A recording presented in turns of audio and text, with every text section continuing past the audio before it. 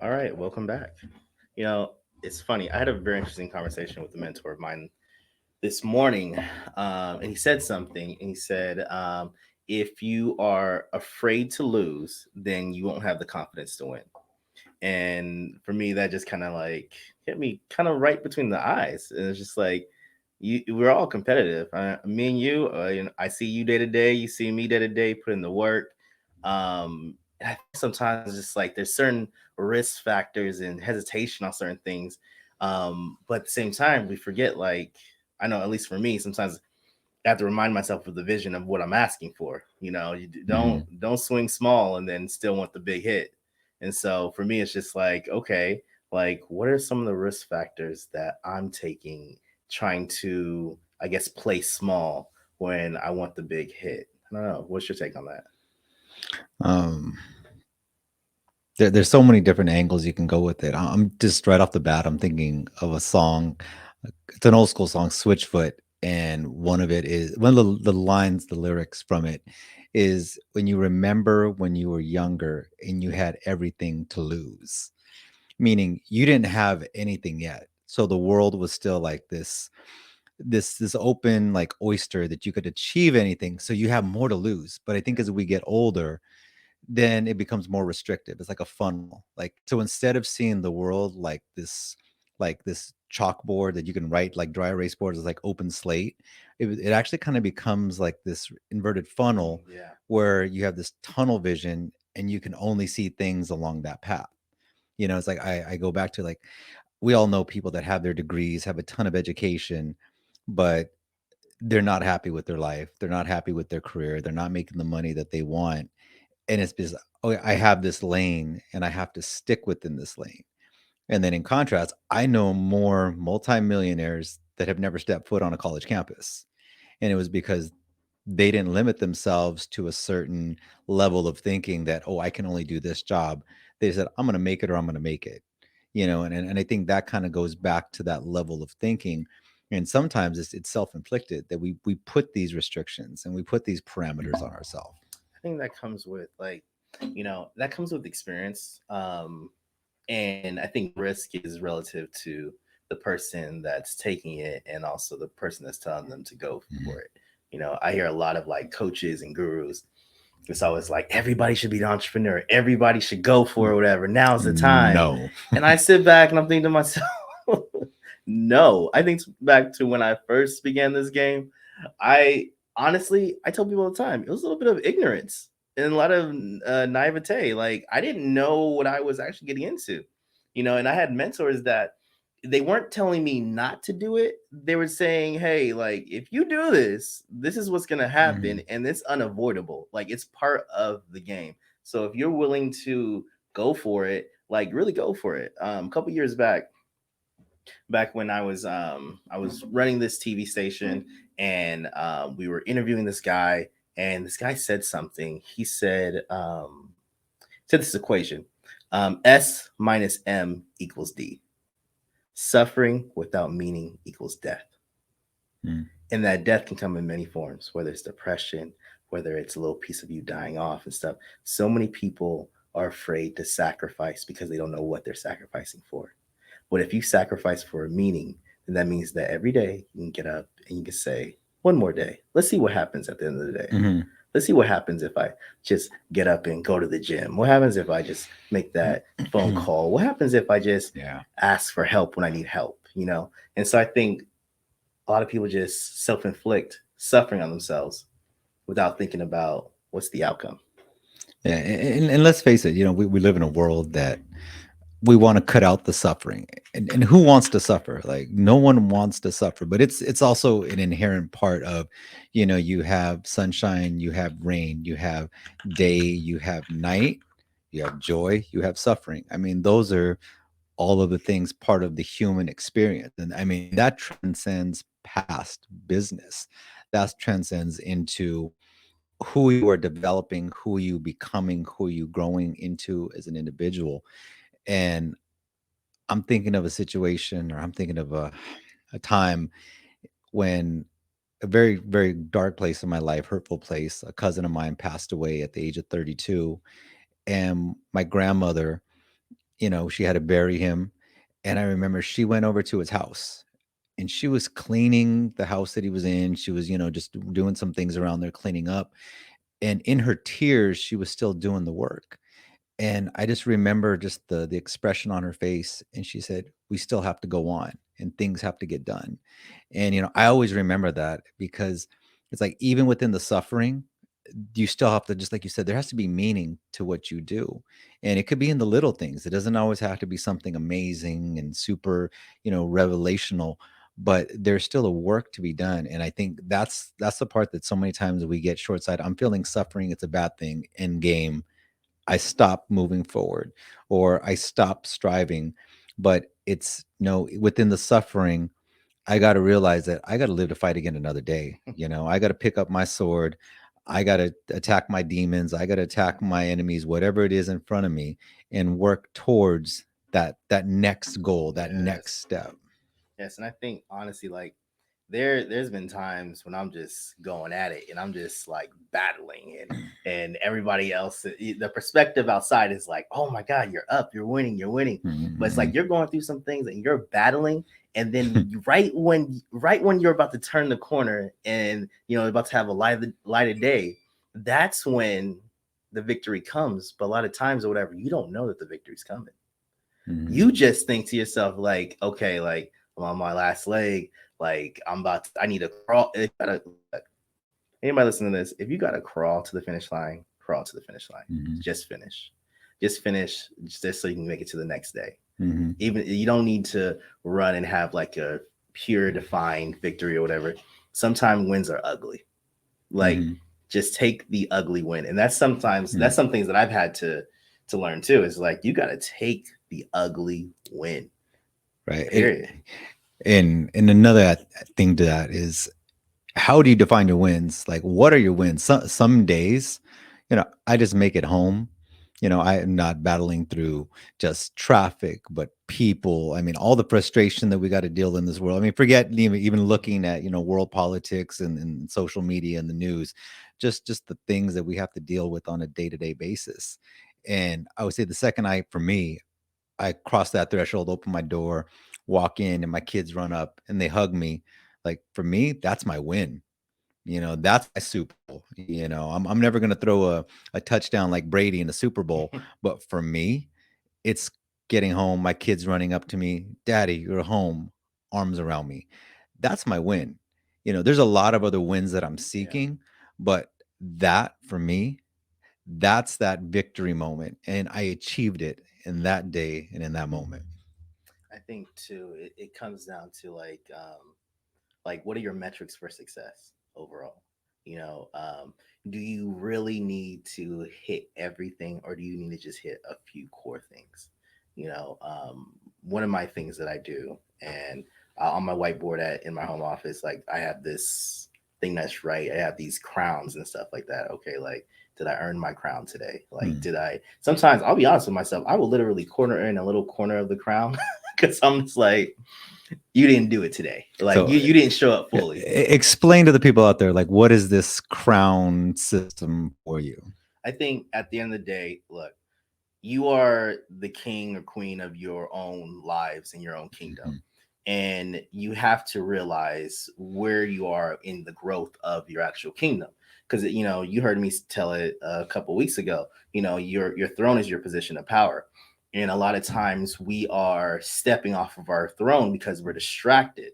When you step off of that throne, you're still a king, you're still a queen, but you have to understand that you are in danger from distractions, from people, from other things, because you're mhm, not fully in the seat of vision. You're not fully in the seat of control, because a lot of times when you leave that throne, you're alleviating your position of power and authority to outside things. So when you leave your throne, just because you're distracted, or sometimes you have to step down into a position where you have to get it out the mud. You have to do what you need to do, whatever. But remember that where your position is. I had a mentor that told me is like, always whenever you get distracted, remember what you were doing prior, because a lot of times that is what you should be doing.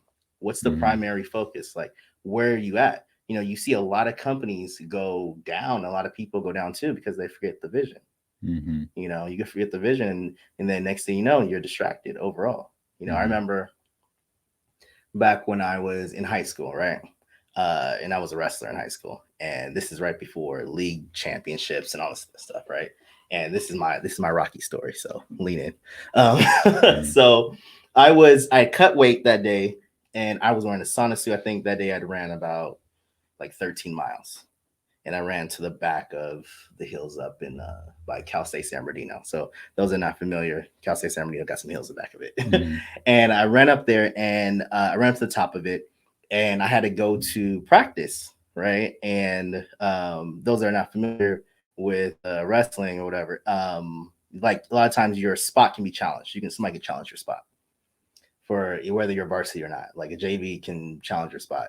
And so for me, so that day after I got done cutting weight, 13 miles, I had to go to practice to go weigh in. And the coach is like, oh, such and such wants to challenge you for your spot. And I'm just like, dude, I just cut weight. Like, keep in mind, like league championships or like league, it was just like, it was a couple hours away. I'm just like, there's no way I'm going to make it through this challenge and still Mhm. have the energy to go do what I need to do. And so this is where that ugly win comes in play. I was so focused on making sure that I got a good place in league that literally what I did was I pinned the guy in less than a minute. And then the assistant coach was like, oh, such and such wants to challenge you too. I'm like, two challenges? Like, are you for real? Like, I am tired. like I Mhm. thought the first one was, I mean, we were scrambling on the floor. Like we were going at it. And the coach was like, let him, because we had one of those old school coaches, so he didn't care. Coach Jesse, you know who you are. Mhm. So what ends up happening is, so the guy challenged me again. I pinned him in less than 30 seconds, stacked him on his neck. And for me, that was that ugly win, but I was so focused on the vision. I didn't care what was in my way or what was going on in my body. I was just like, I just got to get through this. Mhm. And so for me, that's like an example of like just focusing on your overall vision, but going back to the crowns. It's like every day, like, are you building your kingdom and did you earn your crown? Mhm.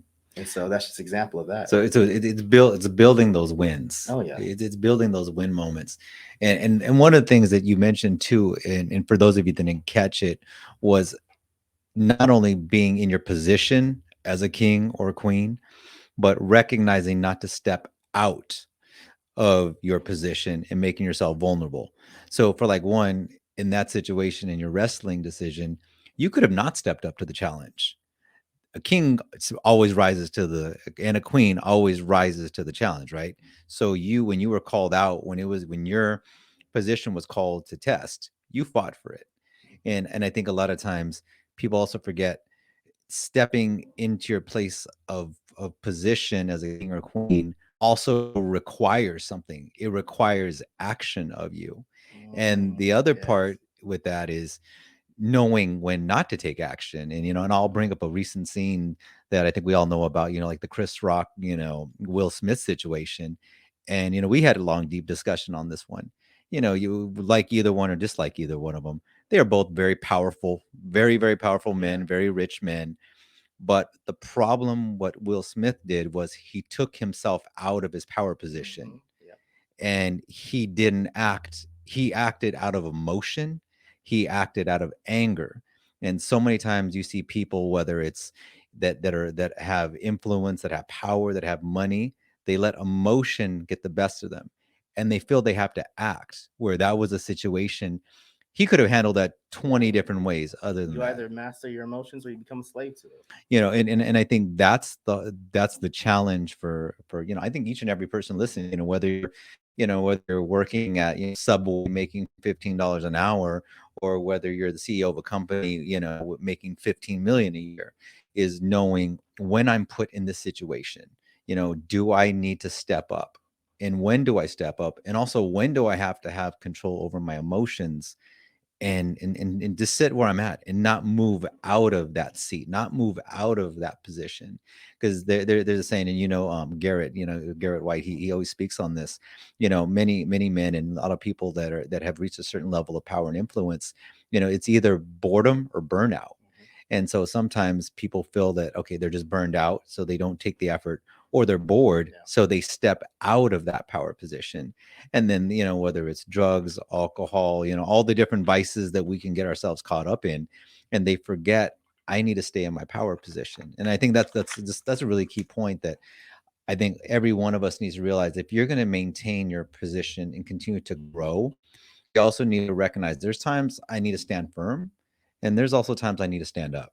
And it's recognizing what's happening while you're sacrificing. That's the other thing. It's just like, so while you're sacrificing and you've identified your meaning for that sacrifice, you have to realize that that discomfort that you're feeling during that sacrifice season, that's just your old self dying to a greater purpose.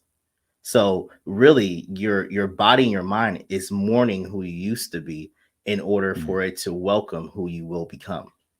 And so if you understand that, I think you can get through it. Just like, okay, every day I'm getting stronger, I'm getting stronger, I'm getting stronger, or whatever. mhm, But my body's mourning who I used to be. And so I think once you understand that, you can find peace. Like there's peace in the chaos. mhm. There is.